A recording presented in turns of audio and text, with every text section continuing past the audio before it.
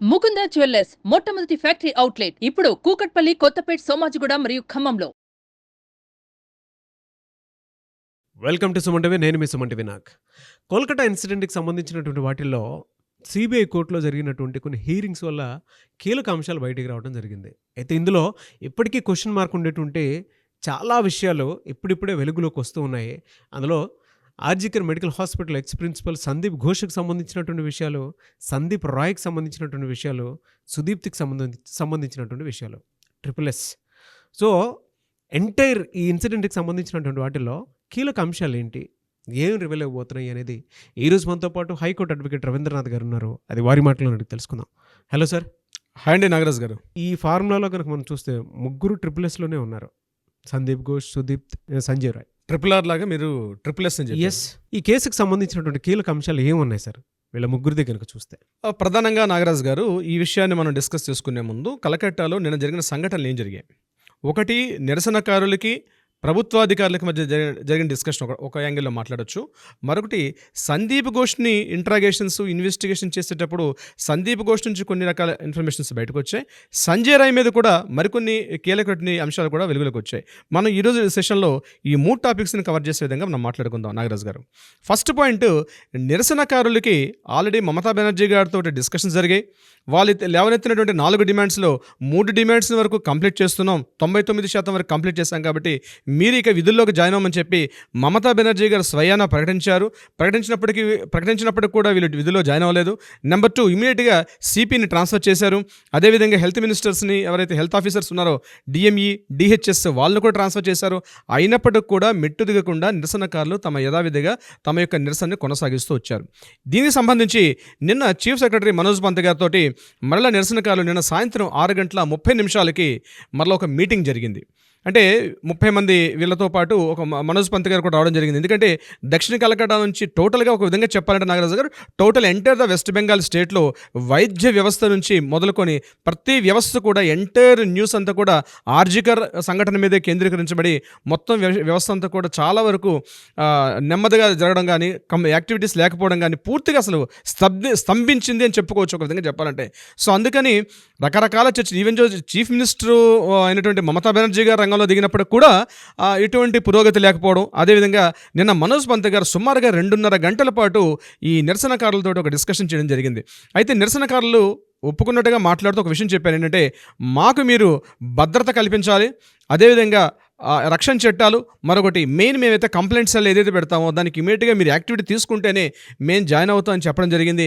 మేము ఇమీడియట్గా యాక్షన్ తీసుకుంటామని మనోజ్ పంత్ గారు ఎంత చెప్పినప్పుడు కూడా 2.5 గంటల పాటు డిస్కషన్లో కూడా సరైనటువంటి ఆన్సర్ రాకుండా అది ఆ ముగింపు జరిగింది. బట్ బయటకు వచ్చిన తర్వాత వాళ్ళ నిబనా హౌస్ దగ్గర అట్లానే ధర్నాలు చేస్తున్నారు. నిరసనకారులు తమ ధర్నాని యథావిధిగా కొనసాగిస్తూ వస్తున్నారు. దీనికి సంబంధించి చర్చలు మాత్రం ఫలప్రదం కాలేదు. బట్ డిస్కషన్స్ ఏమవుతాయండి, మనం ఈరోజు కూడా వెయిట్ చేస్తే కానీ వాటికి సంబంధించిన అప్డేట్స్ అయితే మనకు రాలేదు. నిరసనకారులకి ప్రభుత్వానికి మధ్య జరిగిన చర్చలు అలానే ఉన్నాయి. సో ముందుకైతే పురోగతి లేదు. ఇది కాకుండా నిన్న సంజయ్ ఘోష్ని ఇంట్రాగేషన్ చేసినప్పుడు మరికొన్ని కీలకమైనటువంటి విషయాలు వెలుగులోకి వచ్చాయి. ఆర్జికర్ మాజీ ప్రిన్సిపల్ సందీప్ ఘోష్ని ఇంట్రాగేషన్ చేశారు. ఆయన దగ్గర కలెక్ట్ చేసుకున్నటువంటి బిలాంగింగ్స్, ఆయన మొబైల్ ఫోన్ అయితేనేమి, ల్యాప్టాప్ అయితేనేమి, ఆయనకు ఆఫీసులో ఉంటే తన డెస్క్టాప్ అయితేనేమి, టోటల్ ఇవన్నీ కూడా తమ కస్టడీలోకి తీసుకున్నారు సిబిఐ వాళ్ళు. వాటిని చూసేటప్పుడు కొత్త విషయాలు వెలుగులోకి వచ్చాయి నాగరాజు గారు. ముఖ్యంగా నేను చెప్పాలంటే చాలా అసహ్యకరమైనటువంటి, చాలా జుగుప్సాకరమైనటువంటి విషయం ఏంటంటే, సందీప్ ఘోష్ యొక్క ల్యాప్టాప్ను చూస్తూ ఉంటే బిత్తరపోయారు సిబిఐ డిపార్ట్మెంట్ వాళ్ళు. ముఖ్యంగా మహిళల యొక్క పూర్తి నగ్న చిత్రాలు, అర్ధనగ్న చిత్రాలు, అంటే హేతుబద్ధత లేనటువంటి కొన్ని చిత్రాలు చూసి ఆశ్చర్యపోవడం సిబిఐ వాళ్ళ యొక్క వంతైంది. ఎందుకంటే విశేషం ఏంటంటే, చాలామంది గాడ్జెట్స్లో ఉండొచ్చు బహుశా ఈ పోర్న్ వీడియోస్ ఇట్లాంటివన్నీ కనిపిస్తాయి. కానీ వింతల్లో వింత ఏంటంటే, వాళ్ళు చూసినటువంటి ఆ యొక్క పిక్చర్స్లో కనిపించినవి చాలామంది మేల్ ప్రాస్టిట్యూట్స్, అంటే మేల్ టు మేల్, క్రాస్ కాకుండా మేల్ టు మేల్ చేసినటువంటి చాలా రకాల చిత్రాలు ఆయన మొబైల్లోను, అదేవిధంగా ఆయన ల్యాప్టాప్లో కూడా బయటపడితే అసలు సందీప్ ఘోష్ యొక్క యాటిట్యూడ్ ఏంటి, ఆయన క్యారెక్టర్ ఏంటన్నది డిసైడ్ చేసే పనిలో కొత్తగా పనిపడింది వాళ్ళకి సిబిఐ వాళ్ళకి సంబంధించి. అంటే ఒకవైపు ఆయనకి ఫైనాన్షియల్ ఇర్రెగ్యులారిటీస్ మీద ఎంక్వైరీస్ అవుతున్నాయి, ఆయన ఆస్తుల మీద జరుగుతుంది, మ్యారేజ్ అయింది, ఆల్రెడీ పిల్లలు ఉన్నారు, ఇంత జరుగుతున్నప్పటికి కూడా ఈయన యొక్క మొబైల్ ఫోను గ్యాడ్జెట్స్లో జరిగిన చూసి చాలా ఆశ్చర్యపోవడం జరిగింది. ఆల్రెడీ దీనికి ఉదాహరణగా మనం ఇంత ముందు ఒకటి చైనా దగ్గర ఉన్న హాంకాంగ్లో కూడా ఈయన మీద ఒక ఎఫ్ఐఆర్ నమోదవడం, అక్కడ పోలీస్ స్టేషన్లో ఈయన 3 రోజుల పాటు అక్కడ ఉన్నటువంటి ఒక విషయాన్ని కూడా మనం ప్రీవియస్ వీడియోలో చర్చించుకున్నాం. ఒక అబ్బాయి మీద ఒక మేల్ నర్స్ మీద ఆయన అక్కడ అఘాయిత్యం చేయడం జరిగింది. దాని మీద అక్కడ ఉన్నటువంటి పోలీస్ స్టేషన్లో కూడా ఈయన మీద ఒక ఎంక్వైరీ నడిచింది. దానికి సంబంధించి మనం ఒక వీడియో చేస్తాం. వీలైతే ఆ పాత వీడియో చూస్తే కనిపిస్తుంది. దాని గురించి ఇంకా లెంగ్తీగా నేను మాట్లాడదలుచుకోలేదు, ఎందుకంటే సమయాభావం వల్ల. ఇకపోతే నాగరాజ్ గారు, సందీప్ ఘోష్ని ఈ రకంగా ఆ గాడ్జెట్స్లో కనిపించిన తర్వాత సందీప్ ఘోష్ని ఇంటరాగేట్ చేసినప్పుడు పాలిగ్రాఫ్ టెస్ట్లో ఆయన మాట్లాడే విధానాల్ని, అంటే ఈ యొక్క సంఘటన మీద ఎలా ఆయన ఈ సంఘటనా స్థలాన్ని ఎలా ఆయన ఇంటరప్ట్ చేశాడు, ఆయన ఏ రకంగా సాక్ష్యాల్ని రూపుమాపు చేశాడనే విషయం మీరు చెప్తుంటే ఆయన మాత్రం పొంతలేని సమాధానాలు చెప్పడం, ఇక్కడ కనిపిస్తున్న విషయాలు, దీని మీద ఎంక్వైరీస్ చేస్తున్నారు. మనకు దొరికిన కొంతమేరకు మనం మాట్లాడగలుగుతున్నాం. ఆన్ రికార్డులో కొంతే మాట్లాడుకోవాల్సి వస్తుంది కొన్ని సందర్భాన్ని బట్టి, ఎందుకంటే ఇది ఆల్రెడీ జ్యుడిషియల్ ఉంది కాబట్టి, సిబిఐ ఎంక్వైరీస్ ఉంది కాబట్టి మనం కొంతవరకు మాట్లాడుకునే అవకాశం ఉంటుంది.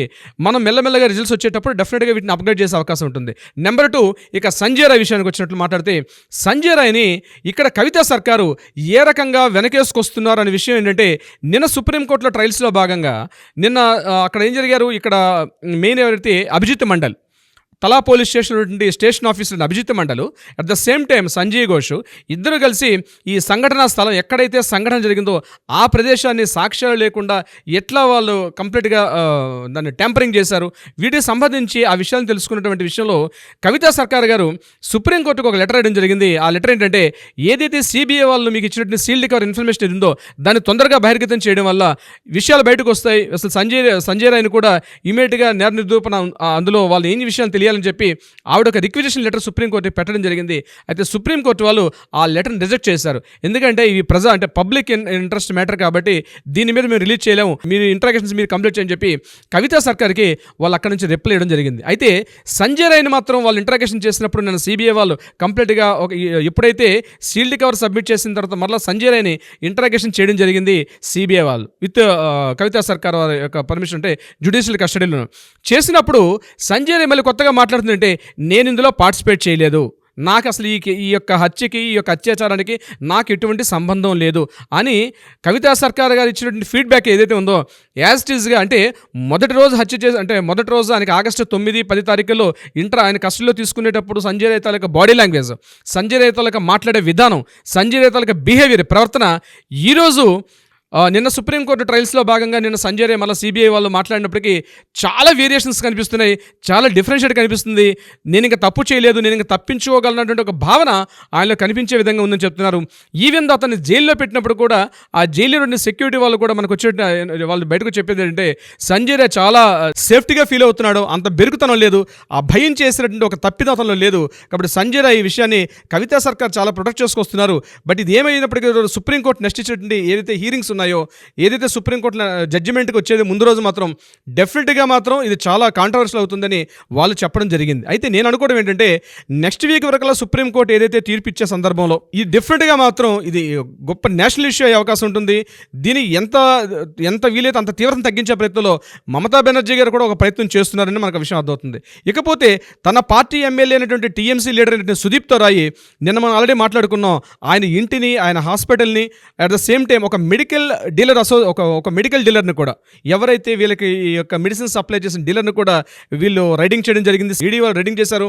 అందులో కూడా విస్తుగొలిపే విషయాలు మీకు చెప్తే నంబర్ కట్టల డాక్యుమెంట్స్, పేపర్స్ అవన్నీ కూడా గవర్నమెంట్ రెవెన్యూ రికార్డ్స్ డిపార్ట్మెంట్లో ఎన్ని రకాల DCM 407 నేను చెప్పాను మీకు. అదే ఒక గవర్నమెంట్ రెవెన్యూ డిపార్ట్మెంట్లో ఎన్ని దస్త్రాలు అయితే ఉంటాయో, ఎన్ని పేపర్స్ అయితే ఉంటాయో, కట్టలు బయటకు మోసుకొస్తుంటే ఆ ఫోటోలు లోకల్ పేపర్లో చూసి, నేషనల్ పేపర్ కవర్ చేయట్లేదు కానీ లోకల్ మీడియా వాళ్ళు ప్రతిదీ అప్డేట్ చేస్తున్నారు. అవి చూసి విస్తుపోయారు. ఒక స్థానిక ఎమ్మెల్యే, ఇతను ఆల్రెడీ ఆర్జికర్ మెడికల్ కాలేజీలో ఉన్నటువంటి patients welfare association president, West Bengal medical association president, being an advocate, he is also orthopaedic, ఆయన కూడా ఆర్థోపెడిక్ సర్జను. ఒక డాక్టరు ఒక ఎమ్మెల్యే గుండి ఇన్ని రకాల డాక్యుమెంటేషన్స్ తన ఆఫీస్లో తన ఇంట్లో పెట్టుకుని ఏం చేస్తున్నాడు అన్న విషయమే తీవ్ర చర్చలు జరుగుతున్నాయి దాని మీద. అయితే ఈ సిబిఐ వాళ్ళు ఎప్పుడే చదువుతారో, ఈ డాక్యుమెంట్స్ ఎప్పుడు డీకోడ్ చేస్తారో వాళ్ళకి అర్థం కాని, అంటే అంతు పట్టనటువంటి ఒక చెదపుట్టన తవ్వితే ఎన్ని రకాల చెదపురుగులు వస్తాయో ఆ రకంగా ఆయన ఇంటి నుంచి వస్తుంటే దసరాలు చూస్తుంటే ఆశ్చర్యపోవడం సిబిఐ వాళ్ళ ఉంటుంది నాగరాజు గారు. కానీ ఇందులో మీరు చెప్పిన దాని ప్రకారం నాకు చూస్తే అండి ఒకటి అనిపించింది. కవితా సర్కార్, సంజయ్ రాయ్ తరపున ఉన్నటువంటి న్యాయవాది, ఆ సిబిఐ సీల్డ్ కవర్లో ఏముంది మొత్తం బయటికి తీయండి అని అంటే దాని తర్వాత కేసు మిస్లీడ్ చేద్దాం అనుకునేటువంటి ఆలోచన కూడా అనుకోవచ్చు కదా, న్యాయం కంటే కూడా. సార్ అంటే ఇందులో చాలా కోణాలు ఉన్నాయి సార్. ఒక్కొక్క విమెన్ అయ్యి ఉండి కవితా సర్కార్ అనేటువంటి ఒక అడ్వకేట్ ఇలాంటి ఇన్సిడెంట్ జరిగినప్పుడు తన వంతుగా తను చేయాల్సినటువంటి కొన్ని కృషి కూడా ఉంటుంది. బట్ అక్యూజ్డ్ ఎవరైతే ఉంటారో ఆ పర్సన్నే బయటికి తీసుకొద్దాం అనుకున్నటువంటి ఆలోచన ఏదైతే ఉంటుందో దాని మీద రకరకాల స్పెక్యులేషన్స్ అయితే డెఫినెట్గా వస్తాయి, ఉంటాయి కూడా, no doubt. Social point of view నుంచి చూసినప్పుడు కూడా చాలా ఉంటాయి. ఈవిడ చేయాల్సిన బాధ్యతగా ఆవిడ చేస్తే ఓకే, అంతేగాని సీల్డ్ కవర్లో ఏముందో మాకు చెప్పండి అని అంటే దీనికి అంటే సంబంధించి సిబిఐ వాళ్ళు ఇది గ్యాంగ్ రేప్ కాదు అని ఎప్పుడైతే వాళ్ళు నిన్న సెల్డా కోర్టులో సిబిఐ వాళ్ళు ఒక స్టేట్మెంట్ ఇవ్వడం జరిగిందో, బహుశా దీని మీద కవితా సర్కార్ గారు స్పీడప్ చేశారు తన యాక్టివిటీని కూడా. ఏం జరుగుతుందో మనకి తొందరలో తెలుస్తుంది నాగరాజు గారు. ఎస్, బట్ ఏదేమైనా అండి, we want justice, we demand justice. And Kavita Sarkar అనేటువంటి న్యాయవాది ఎవరైతే ఉన్నారో వారి గురించి ఏమనుకుంటారు అనేది కింద కామెంట్ బాక్స్లో మనం ఇది చేసుకున్నా కూడా తెలుస్తుంది మన కేసు ఫాలో అయ్యేటువంటి వాళ్ళకి. చూద్దామండి ఏ విధంగా ఉంటుంది. Anyways thank you so much Rabindranath గారు. Thank you so much Nagaraju గారు.